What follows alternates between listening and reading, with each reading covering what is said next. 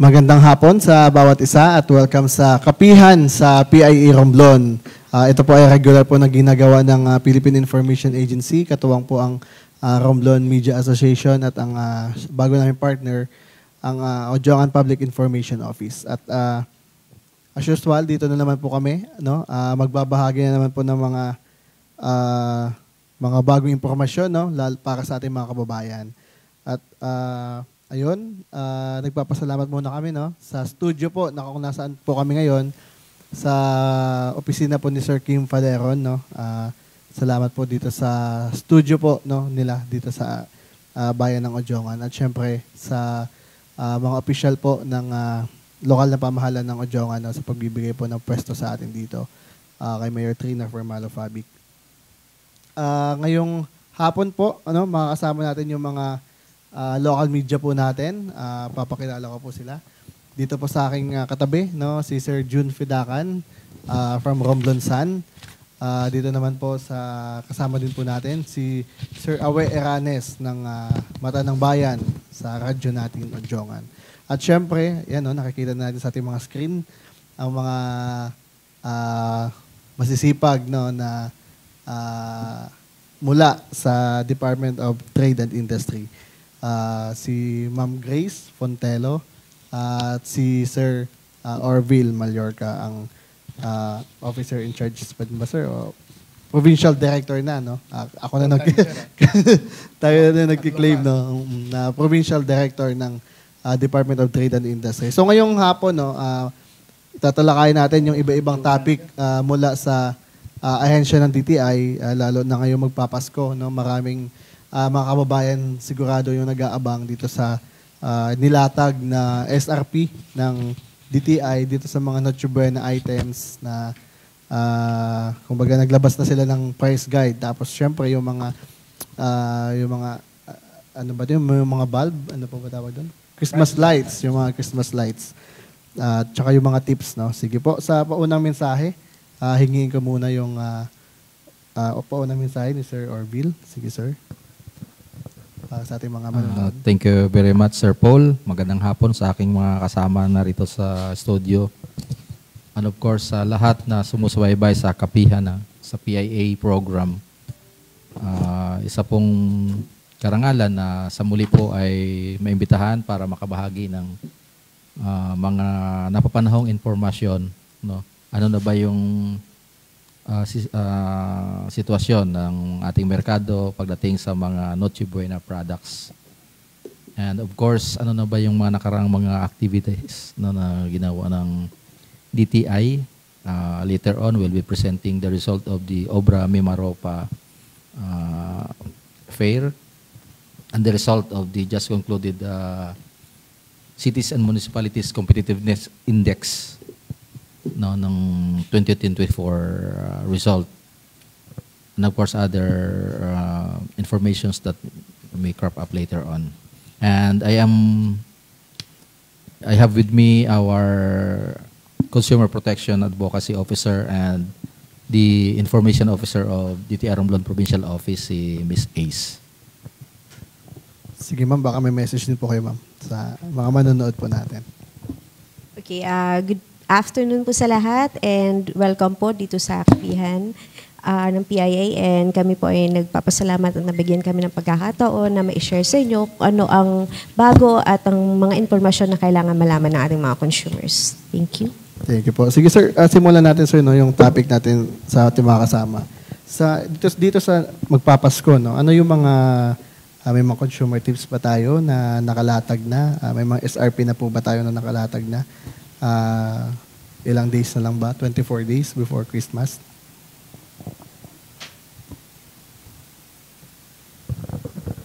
Actually, even prior to November, as early as October, ay meron kaming sinasabi na mga priority products, no, kailangang mamonitor.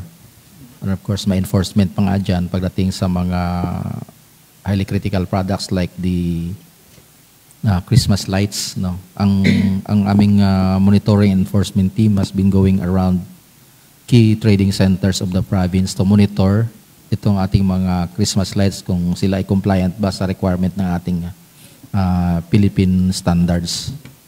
And just recently, ito nga, nasabi ni Sir Paul kanina, no? We just released the SRP ng ating or the price guide, no? Actually, price guide para sa ating mga Noche Buena products. Bagamat we encourage, no, yung napakasimpleng celebration ng ating Christmas season dahil sa sunod-sunod na pananalanta ng bagyo sa ating bansa, ay siyempre kahit paano, Sir Awe, Sir Paul, mga kasama, ay naghahanda tayo ng Noche Buena products. Kumbaga, hindi of course, maghanda pa ba tayo? we want na yung mga Noche Buena products ay available at the least price that our stores can offer. So si Miss Ace po ang isa, no, sa aming monitoring enforcement team na tumitingin, no, sa mga presyo. At siya din yung actively involved in disseminating information on price guide. Actually, bago si Ma'am, no? Actually, sir, no, kung maaalala natin, may mga dumaan na din talagang bagyo dati. Actually, yung Yolanda nga, hindi din talaga nawala yung pagiging, kumbaga, matutom ng mga Pinoy sa celebrate ng Pasko, kasi kahit nga nabagyo na sila, naghanda pa din talaga. Hindi talaga nawala yung panahon na naghahanda talaga sila lalo pag Pasko. Sige, Ma'am. Consumer tips.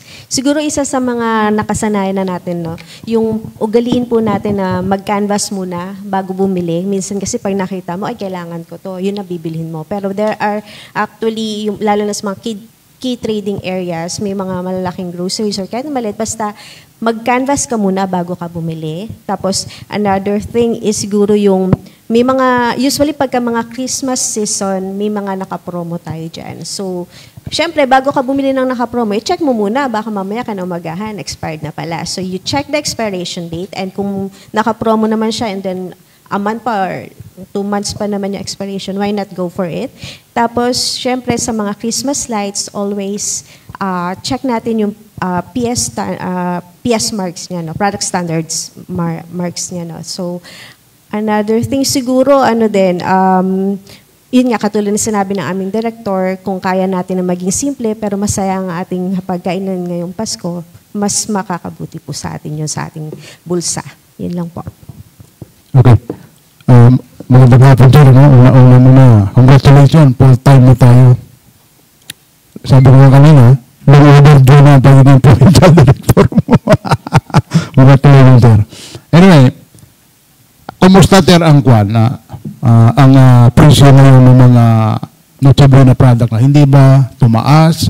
Although alam natin yearly tumataas yan. Pero sa ngayon, kumusta ang status ng presyo ng mga Noche Buena products muna?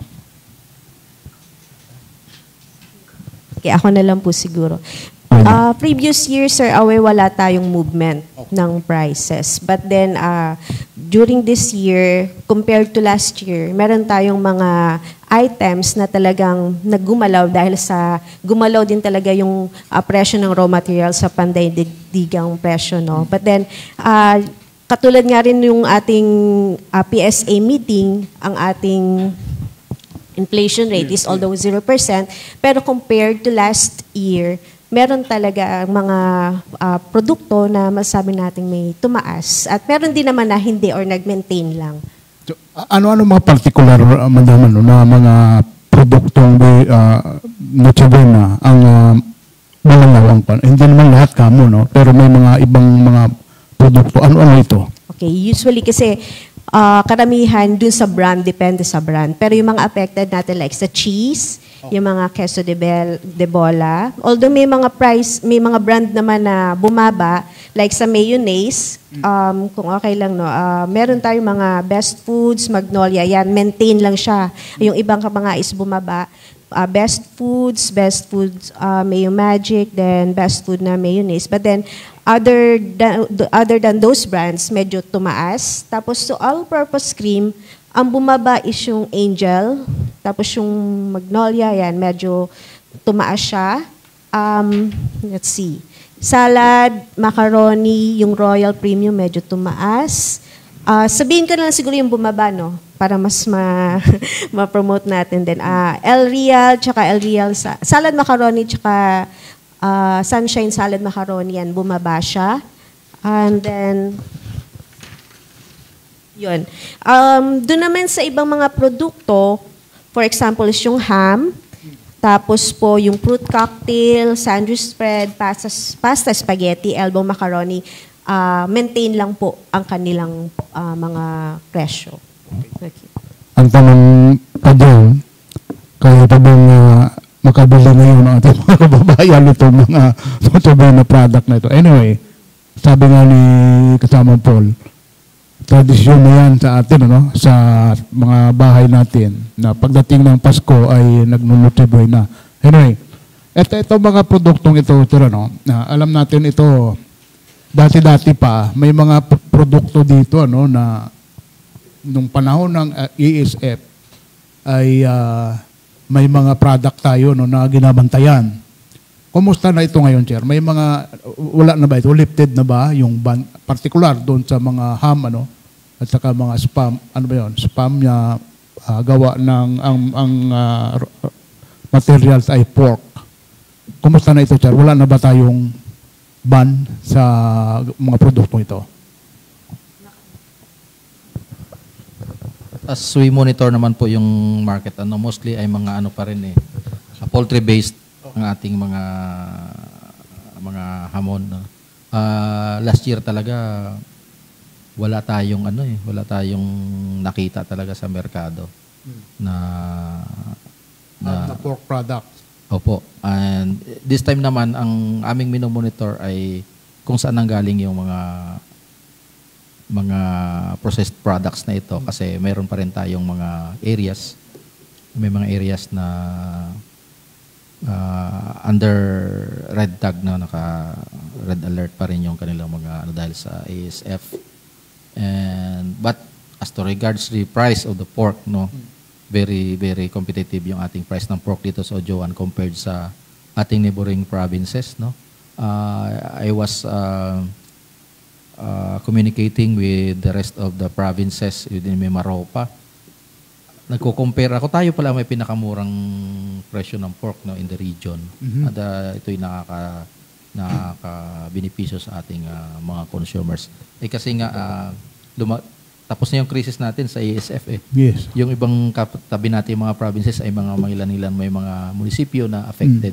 Kaya siguro, yun ang mataas sa kanila yung presyo ng pork. So, ibig sabihin, Jero, no, yung ating meat products ay wala tayong problema. Ang galing lang sa labas, papasok dito, hindi na rin naman, wala na rin tayong ban tungkol doon. Wala namang, sa ngayon, wala namang tawag dito na naka-red alert sa monitoring. But then, ang I understand yung Department of Agriculture who is the one wala kayong official na declaration. Oo. Wala. Ang importante kasi ngayon is alam dapat natin kung ano yung mga remaining provinces or municipalities na mayroon pa. So that we can distinguish, no, kung ito mga product galing dito ay kailangan pumasok o hindi. Ang kwan nito, Chair, kasi ang issue dito ngayon yung mga canned products na gawa sa pork nga baga na kwan. So yun ang problema, paano natin sila mababantayan kung nanggaling ito sa lugar na may mga possible pa na ESF?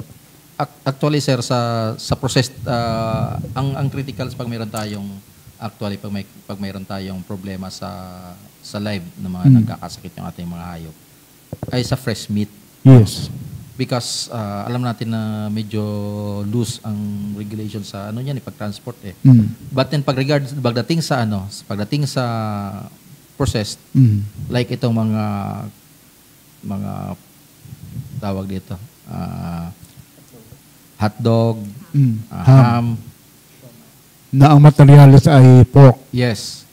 We are assured na itong ating mga licensed, I am referring to licensed manufacturers, saka yung are branded, compliant to the food safety standards. Okay. Meaning, may sarili silang mayroon silang sariling farm, Yung iba may sariling, hindi man silang farm, wala may silang mahigpit na accreditation ng supplier, and they are compliant to the requirements of the NMIC, and of course yung safety standards na pinapatupad ng ating Food and Drug Administration. So ito mga established na mga companies, no, ay safe tayo dyan. Okay. Safe tayo dyan.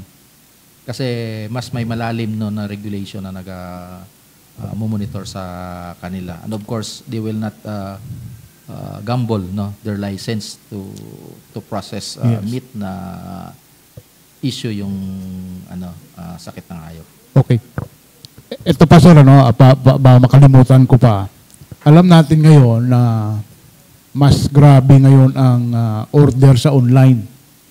So, meaning, may mga imported products dyan, particularly yung mga processed product natin, hindi may iwasan na may mga galing sa ibang bansa, no? Ngayon, para lang masakakapanganan ng ating mga nanonood ngayon, no?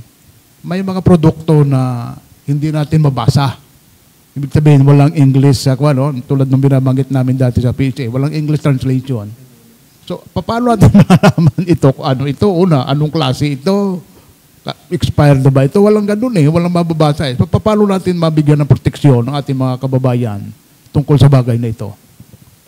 Thank you very much, Kawi, at ni-raise mo yung issue na yan. Meron po tayong batas sa labeling. Na. Pag ang ating pong, ganito lang po, mga consumers, pagka ang produkto po, ang label, or any information na nakalagay dyan ay hindi nakasulat sa Tagalog or English. Ganun lang siya. Ibig sabihin po, hindi natin maintindihan kung ano yung nakasulat doon. Kung yan ay in Nihongo or Chinese characters yung nandyan. Korean. Ay yan po ay violation ng mislabeling law. No, and yan po ay pag nakita po namin ay po yan, ma-issuean po namin ng show cause order and eventually baka ma-formal charge pa.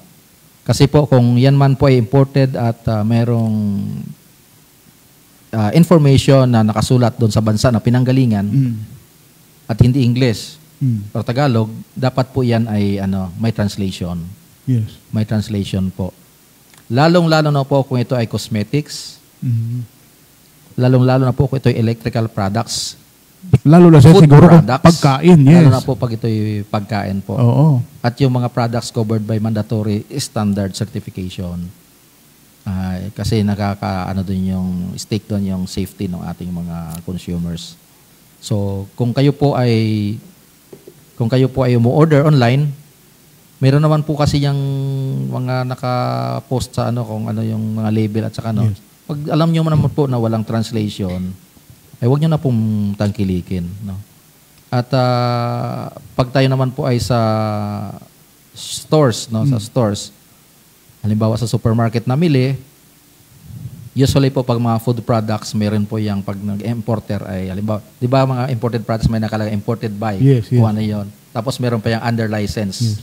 Ito po yung ating nag-guarantee na ito dumaan sa tamang proseso ng pag-import ng ating mga consumer goods. Okay. Isang halimbawa sir ng imported product na normally galing sa online. Mga noodles. Maraming ganun Yeah. Yung mga samyang na ito, di ba? Marami ako nakita sir na walang translation talaga. Ako actually, I am advocate of Go Local advocacy na tangkilikin natin. Siyempre, paminsan-minsan gusto natin makatikim ng ibang lasa. Kaya lalo yung mga times 3 sir times 3 yung anghang. Oo, merong masarap talaga But then, dapat tayo, mabusisi tayo doon sa information na baka yun pala may addictive component na hindi natin alam. Maya gusto na nating bumili. Kaya kahit mahal lang, bilhin natin kasi na-addict na pala tayo doon. Kasi nga, walang information. No? Yeah. Walang nutritional facts, yun ba expired na or what. So, maging mapagmatsyag tayo sa ating pamimili. So pagka may mabiling ganun, sir, paano gagawin? Anong gagawin ng kunyari, isang individual nakabili siya online, kumbaga ang in-order niya ay ganun ang dumating. Anong gagawin niya? Saan siya magre-report? Unang-una po sa mga online buyers, make sure po na meron silang dinideclare na address. Make sure po na meron silang dinideclare na address. Then of course, make sure din po na yung products na kanilang binebenta online, kung ano yung nakapost. Yun din ang dinideliver. In case po na Mali ang diniliver. opo, na-deliveran kayo. Ngayon po ay meron tayong online no na alternative resolution ng mga disputes. Dati po kasi ito yung challenge during the pandemic. Ang daming complaints sa amin kaya wala pa kaming kaya but actually even before the end of the pandemic na-establish na itong ating mechanism, redress mechanism for consumers na nabiktima ng mga online scam sa mga products. Si Miss Isa may share sa atin kung paano ba mag-complain. Yeah, to file your complaint, you can do it online or yung usual natin ginagawa na face-to-face, personally pupunta ka sa DTI or any negosyo center. But then if you do it online, you can go to PODRS. So that is Philippine Online Dispute Resolution System. You can just type Philippine Online Dispute Resolution System. So ang mangyayari doon, you will go to the site and you'll just have to input po yung basic information ninyo and narrative of what happened. And that's it. Pag nasend mo na siya, it will be parang raffle siya eh. So any mediation officer nationwide will be assigned dun sa inyong complaint and then online kayo, magkakaroon kayo ng online session or meeting.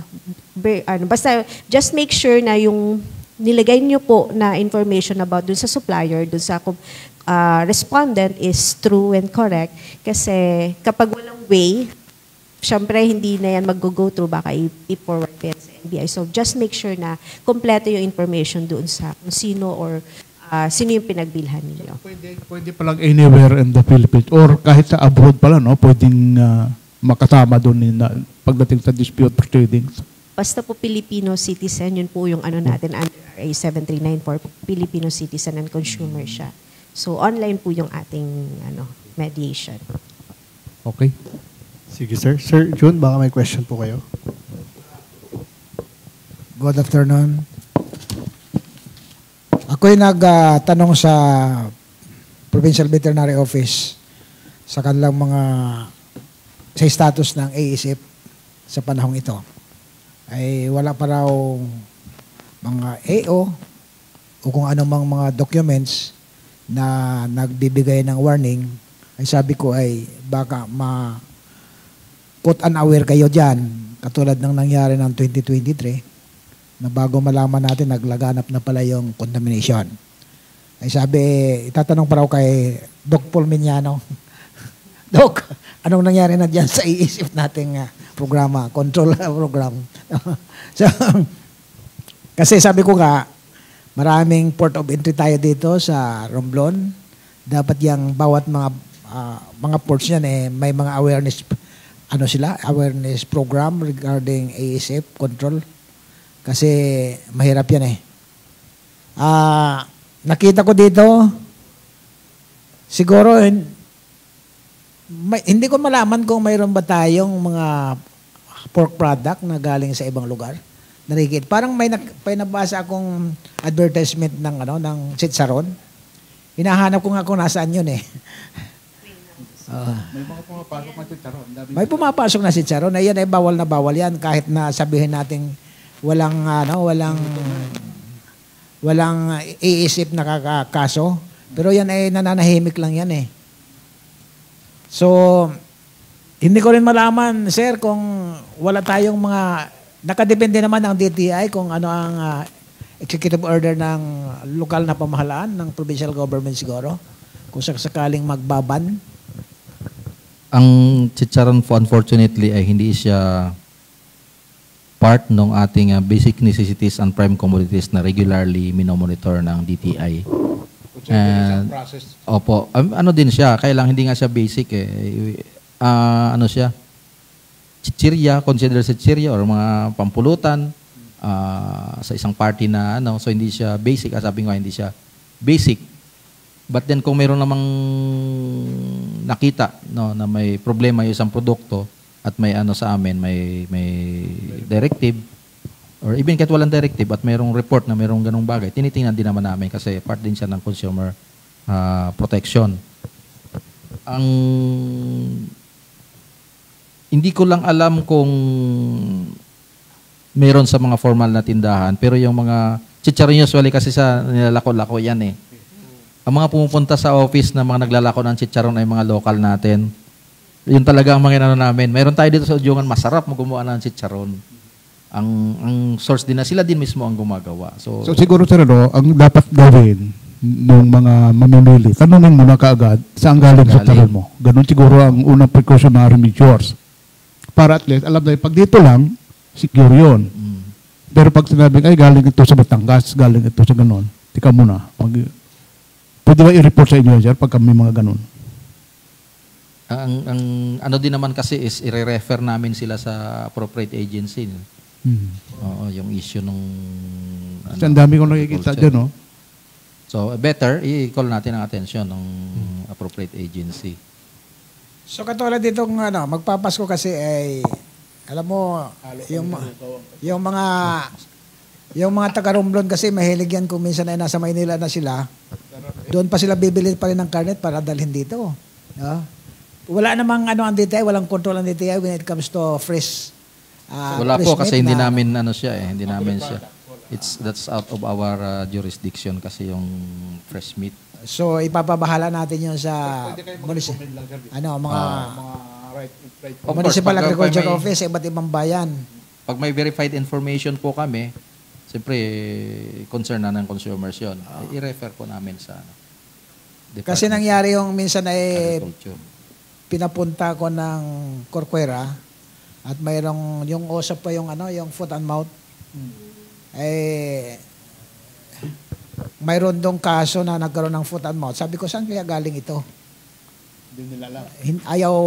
Ayaw aminin ng mga nagdala.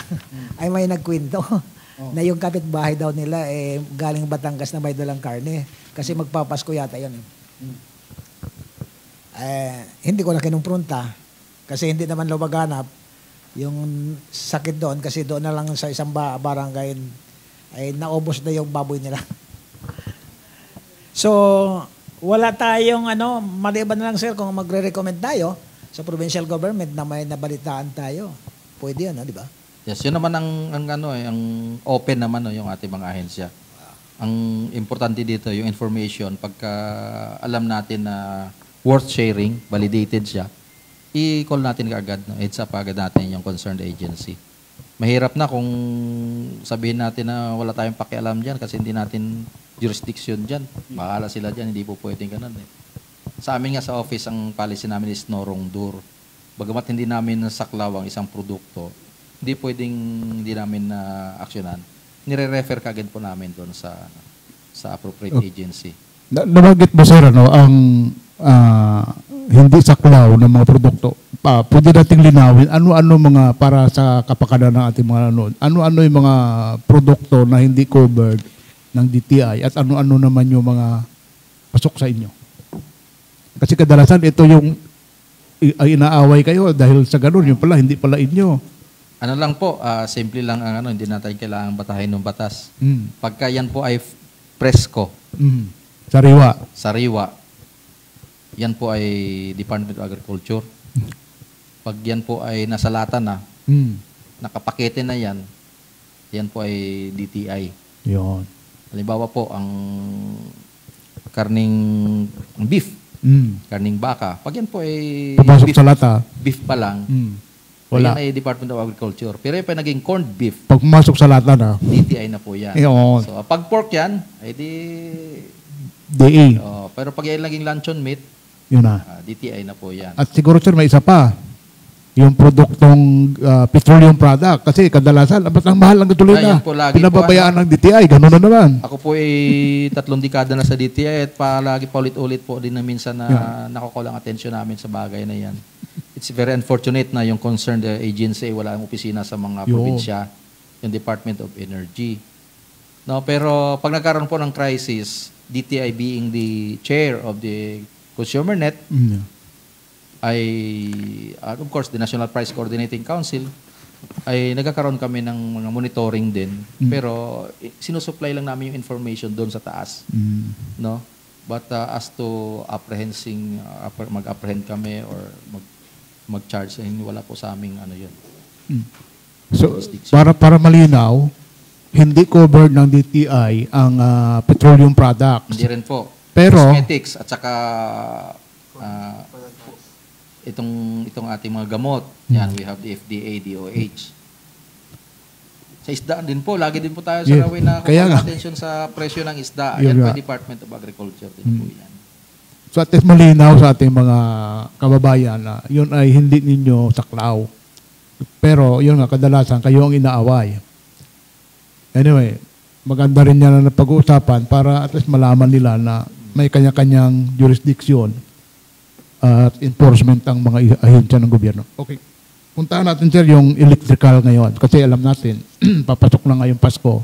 Ito na naman, kaliwat kanan na naman ang mga produkto. Hindi lang mamimili, kundi dumadagsa talaga yung mga produktong ito. Lalo na rin sa online. Huwag na muna sa online. Yung mga may mga kwan talaga, may mga pwesto. Paano natin mapapaabot ulit, sir, ang sa ating mga kababayan na anong mga produkto, electrical product na pwede lamang bilhin? Kasi kadalasan hindi na alam ang tanging priority ng tao ngayon basta mura, makamura lang. So ano ang inyong maipapayo dito, sir? Ang electrical products po ay alos 95% niyan or even 99% no, ng electrical products, I may say, ay covered ng mandatory certification scheme ng Department of Trade and Industry through the Bureau of Philippine Standards. Meaning, meron pong mahigpit na regulasyon para ang isang produkto ay ma-manufacture at maibenta sa merkado. So, simple lang po ang ating tip sa ating mga consumers. Pagka po ang isang, halimbawa po ay electrical wire, ay locally manufactured, lagi po natin tingnan yung Philippine Standards Mark. Yung parang globe na may check, na nagsasabi din yung safety check. Pag may globe at That's may the check, logo ng ating local product yan, sir. Yes po. Okay. Pag siya naman po ay imported, nakikita din po natin doon sa packaging, no? Nasa loob yung nakarolyo yung electrical wire. Doon sa packaging, nakikita po natin din yung hologram na image ng import commodity clearance sticker. Yung sinasabi nating ICC sticker. Hindi yung Ibig sabihin ICC, po yan, hindi yung ICC na tigong yun, sir, ha? Hindi yun. Iba yun. iba yun. So, ibig pong sabihin, dumaan po siya sa sa pagsusuri ng Bureau of Philippine Standards. Ganito po kasi ang process niyan eh. Nagdodraw po ng sample yung ating government sa inventory na dumadating bago yan ititest muna. Random ba yan, sir, ang pagkuha nila? Of course, hindi ititest lahat. Okay. Pero systematic, scientific random sampling po yan. Okay. So pag siya po ay pumasa, i-issuehan po ng import commodity clearance. Ibig sabihin, cleared siya for distribution to the local market. Pero pag siya ay bumagsak sa Philippine standard, siya po ay ship back doon sa country of origin. Ngayon, meron din naman po, bakit po galing po China mayroong PS na nakasulat? Meron po ganun tayo. Ibig sabihin, yun naman pong manufacturer from China ay nag-apply ng license for Philippine standards.